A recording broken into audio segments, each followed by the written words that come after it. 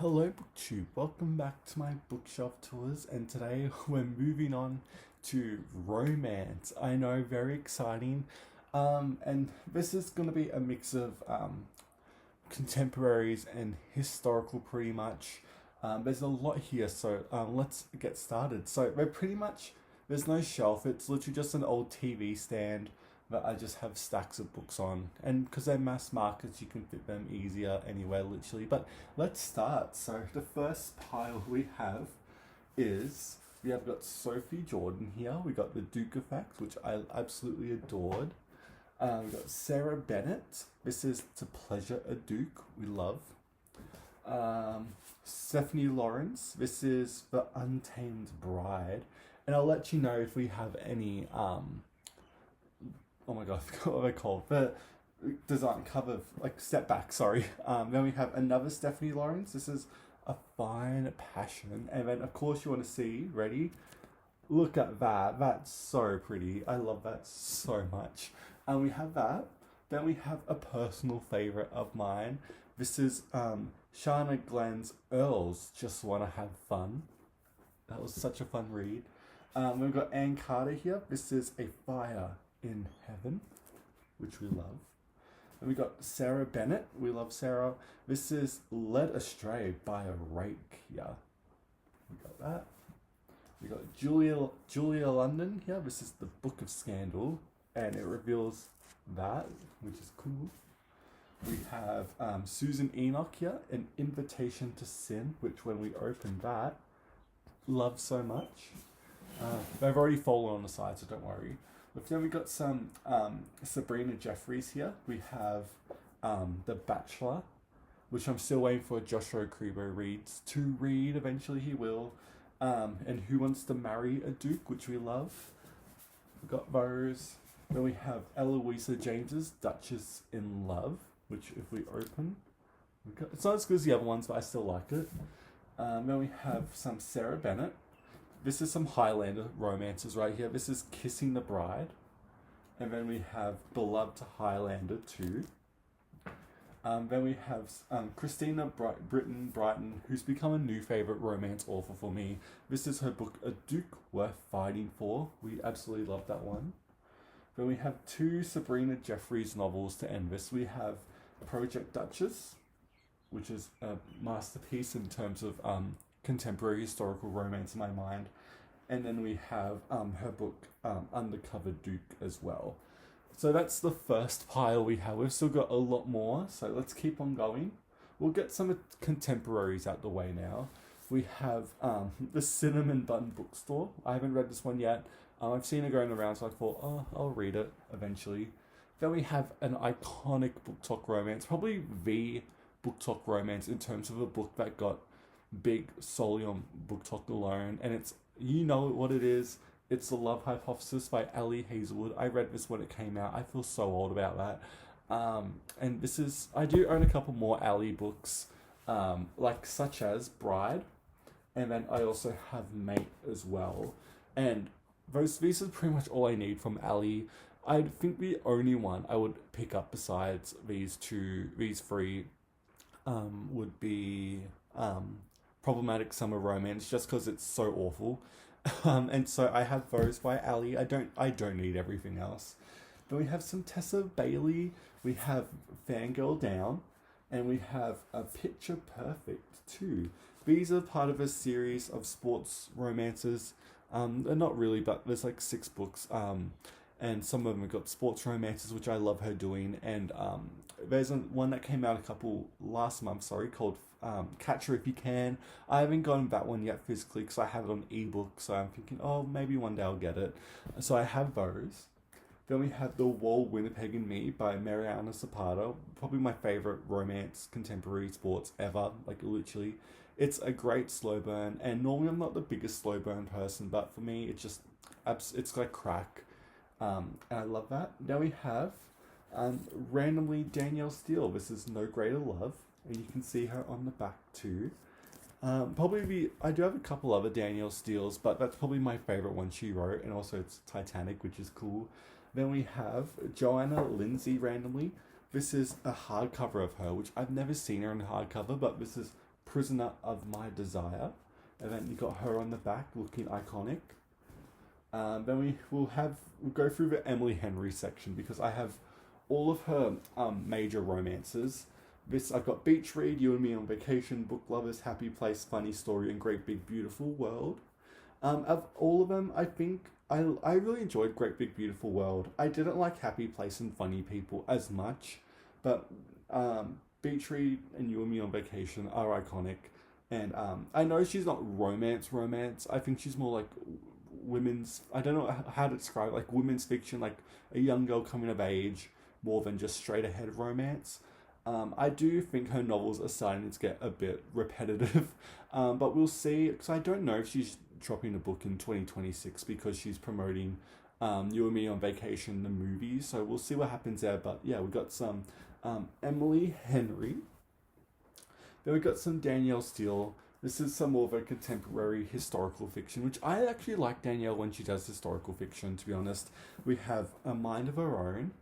We have Far From Home. And then we have Only the Brave, which are fine. They're fine, really. They're not that exciting. Let's move on next to probably one of my favourite authors to ever live, and that is Tessa Dare. Tessa Dare can do no wrong in my mind. I have pretty much nearly everything. The only thing I'm missing are the books before her Avon years, so like the Stud Club trilogy, and there's a couple others there, but I have pretty much everything. I have the 3 novellas she's done. I think these are all of them, I could be wrong. This is Lord Dashwood Missed Out. I've also got The Scandalous No Good Mr. Right. And then I have Beauty and the Blacksmith as well, which we love. Okay, let's do this. This is going to be a bit. We have, starting with A Lady by Midnight, which is iconic. We have Any Duchess Will Do. We have one of my personal favorites, A Week to Be Wicked, which I absolutely adored. We have all the next ones down. One of the most hottest romances I've ever read, When Scott Ties the Knot. Absolutely love that one. Like crack. A Night to Surrender. Romancing the Duke. One of her great ones. Fan favorite. Then we have Do You Want to Start a Scandal? Which I didn't like as much, but I'm due to reread these, so eventually I'll get back to them. Say Yes to the Marquess, and which obviously has a step back, which looks like that, which is so beautiful. We have The Governess Game too. The Duchess Deal, which is a fan favorite, which I love as well. And then we have The Wallflower Wager, which again is iconic, and you got that opening up too. So that's the Tessa Dare section. Now we're going to get to some old school historical romance, like Bodice Ripper pretty much. So let's pull some of these out. Well, actually won't start with those, because I have the entire Bridgerton series here in matching editions, which is very lovely. I found that on a whim. Then we have Barbara Cartland here, wedged in the back. We got Love is the Enemy, which is fine. And then I have 2 collections of her. This is some of her later stuff. So think like 90s Cartland. These are 2 novel collections I have. And then I have a big, like the very best stuff, which I'm currently slowly making my way through for Retro Romance in February. So I need to pull this one out and actually start it. And then of course we have her on the back there. So we got Cartland. Then let's move on to the actual properly historicals. All these more famous ones. We have some Caroline Liddon. This is When the Marquess Was Mine. We have Lorraine Heath. I don't have much Lorraine. Again, I don't find much mass market romances near me. They're just not, I just don't see them. So whenever I see them, I buy them instantly. This is The Duchess in His Bed. We have The Scoundrel in Her Bed. And then we have 2 Signet Regency romances here. Again, I never see these, so I pick them up when I can. This is Patricia Oliver's Roses for Harriet. And then we have I can't say The Duke's Dilemma. You got that? Then we got my Joanna Lindsay collection that's slowly really growing up. We have A Princess Bride. This was her second novel.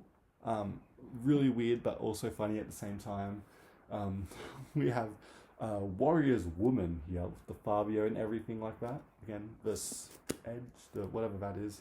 Then we have Tender is the Storm with a bit of a really racy cover right there. There's another edition where they don't have the sticker. We got that. We got Once a Princess.